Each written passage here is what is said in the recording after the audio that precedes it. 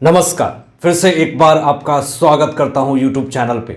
सबसे पहले आपको बता दूं कि महाराष्ट्र में जिस तरीके से अभी तक के इतिहास में इतनी बड़ी गिरफ्तारी नहीं हुई है, जितनी बड़ी गिरफ्तारी आज मैं आपको बताने वाला हूं। उद्धव ठाकरे के शिवसेना नेता को क्यों गिरफ्तार किया गया है और इतना बड़ा आंकड़ा जो आप सुनकर दंग रह जाएंगे।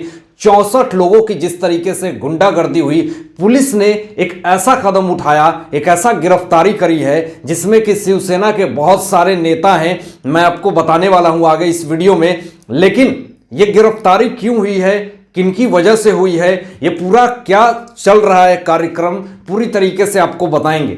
आपको सबसे पहले बताएं कि बीजेपी के नेता किरीट सोमैया, जो कि एक इंसाफ के लिए आवाज उठाते हैं, गरीब लोगों के लिए आवाज उठाते हैं, हो रहे बुराई कुरीति अत्याचार के लिए आवाज उठाते हैं, लेकिन जिस तरीके से वो आवाज उठाते हैं, अपनी बात को रखते हैं, तो कुछ लोगों को काफ़ी ज़्यादा मिर्च लग जाती है, कुछ लोगों को परेशानी हो जाती है और इन्हीं सब परेशानी की वजह से उनको टारगेट किया जाता है। ये वाकया हुआ जिस तरीके से संजय राउत, जो कि शिवसेना सांसद हैं, उन्होंने उनके ऊपर आरोप लगा दिया कि ये 100 करोड़ का ये कोविड सेंटर घोटाले में पूरी तरीके से शामिल है। आपको बताऊं कि संजय राउत को जिस तरीके से टारगेट किया किरीट सोमैया ने, तो इनकी पूरी तरीके से तिलमिली उठ गई और संजय राउत ने पूरी तरीके से कोशिश करी कि बीजेपी के नेता किरीट सोमैया की आवाज को बंद करी जाए। लेकिन किरीट सोमैया ने एक ऐसा आरोप फिर से लगाया कि संजय राउत के जो रिश्तेदार हैं, करीबी हैं, सुजीत पाटकर और संजय राउत, ये सारे लोग मिल करके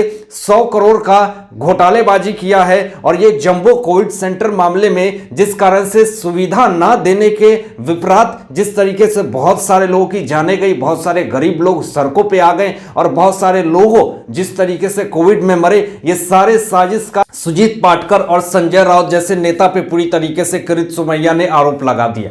अब ये आरोप तो इन्होंने लगाया, लेकिन अब आपको बताऊं पूरा वाक्य मैं आपको बताने वाला हूं कि बीते दिनों किरीट सोमैया पुणे महानगर पालिका में जाते हैं और संजय राउत और सुजीत पाटकर और भी बहुत सारे लोगों के खिलाफ वहां पे जो शिकायत दर्ज करते हैं, तो वहां पे बीजेपी के नेता होते हैं और वहां पे कुछ शिवसेना के नेता होते हैं। अब जहां पे पूरी तरीके से दंगा भड़का दी जाती है और कुछ शिवसेना के नेता इतना ज्यादा आक्रोश हो जाते हैं कि ये कैसे संजय राउत और शिवसेना के खिलाफ पुणे महानगर पालिका में जाकर के शिकायत दर्ज करेंगे। उनको सीढ़ियों पर से ढकेल दिया गया, उनको मारा गया, पीटा गया। अगर उनके पास बॉडीगार्ड नहीं होता तो शायद उनकी जानें भी जा सकती थी। जब वो बाहर निकलते हैं और कार में बैठते हैं, तो एक महिला, जो कि कहा जा रहा कि शिवसेना के ही वो कार्यक्रम से मौजूद थी, और उन्होंने चप्पल की बारिश करनी शुरू कर दी और किरीट सोमैया को मारना शुरू कर दिया। ये कितने शर्म की बात है। अगर किरीट सोमैया, अगर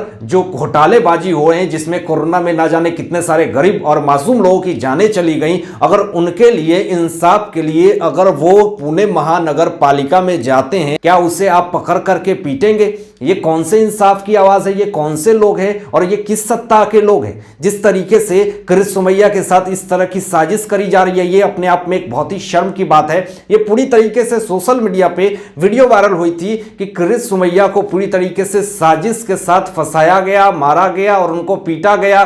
तो यहां पे किरीट सोमैया ने ट्वीट करके पूरे शिवसेना नेता को गुंडा कहा कि ये सारे लोग मिलकर के मेरे साथ गुंडागर्दी किए, मुझे मारा, मुझे पीटा। लेकिन जिस तरीके से अब एक ट्वीट नया करके उन्होंने सामने रखा है, ये अपने आप में एक बहुत ही सोचनीय बात। ट्वीट करके उन्होंने अभी ताजा रिपोर्ट दिया है कि 7 लोगों को पुलिस ने, जो कि शिवसेना के नेता हैं, उनको गिरफ्तार कर लिया है। 64 लोग जो हैं वो गुंडागर्दी में शामिल थे और 64 लोगों की गिरफ्तारी हो सकती है। ये अभी की सबसे ब्रेकिंग और शॉकिंग न्यूज बता रहा हूं, क्योंकि जिस तरीके से किरीट सोमैया ने अपनी आवाज को उठाई और जिस तरीके से वो आए दिन अपनी आवाज को उठाते रहते हैं, देश की मुद्दाएं हो चाहे कहीं की भी मुद्दाएं हो, वो गरीबों के लिए हमेशा अपनी बात को बुलंद रखते हैं। लेकिन यहाँ पे जिस तरीके से उद्धव ठाकरे के नेता लोग हैं, शिवसेना के नेता लोग हैं, ये कहीं ना कहीं अपने आप को जिस तरीके से पावर का गलत प्रयोग करते हुए दिख रहे हैं, ऐसी स्थिति में किरीट सोमैया का यहाँ पे आवाज उठाना पूरी तरीके से लाजमी होता है।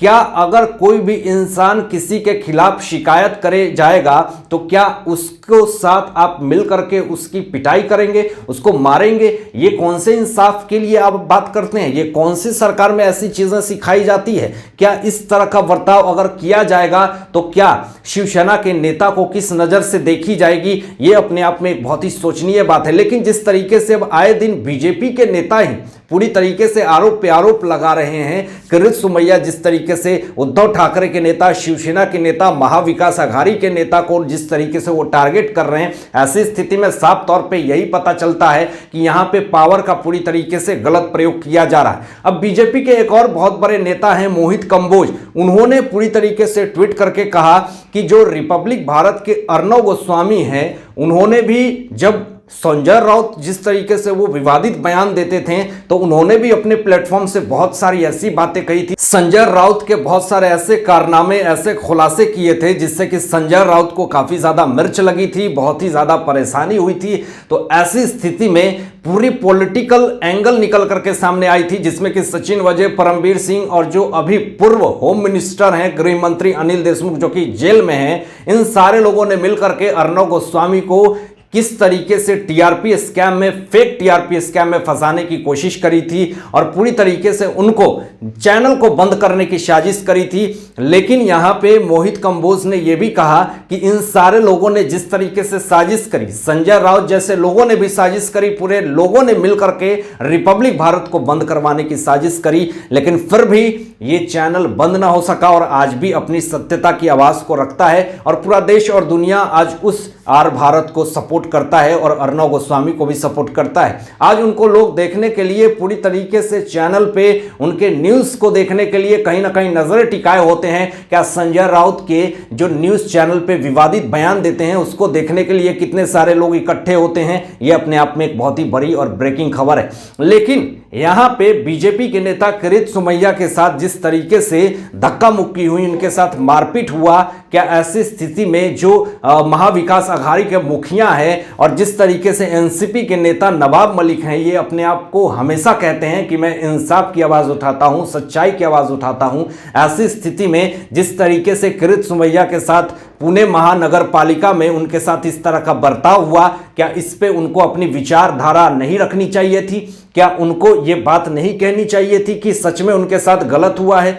अगर जिस तरीके से किरीट सोमैया ने ये अपडेट दिया है कि 7 लोगों की गिरफ्तारी हुई है और उसमें 7 जो हैं वो शिवसेना के नेता हैं और कुछ लोगों ने आरोप लगा दिया कि बीजेपी के नेता किरीट सोमैया है, बीजेपी के लोग नहीं मिलकर के इनको पूरी तरीके से धर दबोचा, लेकिन ये पूरी तरीके से ट्वीट करके किरीट सोमैया ने ये फाइनल कर दिया और ये क्लियर कर दिया कि जितने सारे दंगा भड़काई लोग थे वो शिवसेना के नेता थे और वो सारे 7 लोग को गिरफ्तार कर लिया है पुलिस ने और 64 लोगों को गिरफ्तार करी जा सकती है। ये पूरी तरीके से इन्वेस्टिगेशन चल रही है। आप क्या सोचते हैं इन सारे मुद्दों पे, इन सारे बातों पे? अपनी विचार जरूर कीजिएगा और ऐसे ही लेटेस्ट अपडेट पाने के लिए इस चैनल को सब्सक्राइब करके बेल आइकन प्रेस कर दीजिएगा और अपना ध्यान रखिएगा।